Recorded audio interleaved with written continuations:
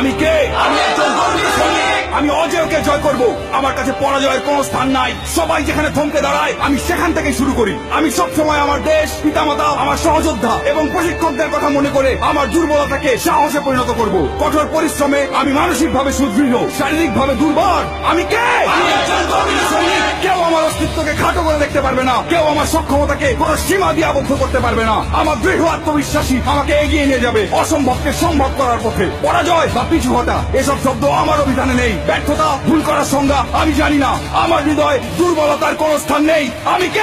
আমি একজন গর্বিত সৈনিক। আমার সাথে আমার সহযোদ্ধারা আছে। ঘাম, রক্ত আর অশ্রু বিসর্জন দিয়ে জীবন বাজি রেখে তারা আমার পাশে থাকবে। আমি কখনোই তাদের শত্রুর সামনে মাথা নিচু হতে দেব না। আমি হাসি মুখে যুদ্ধক্ষেত্রে ঝাঁপিয়ে পড়বো। যুদ্ধক্ষেত্রে আমার উপস্থিতি হবে আক্রমণাত্মক এবং হিংস্র। শত্রু আমাকে দমিয়ে রাখতে পারবে না।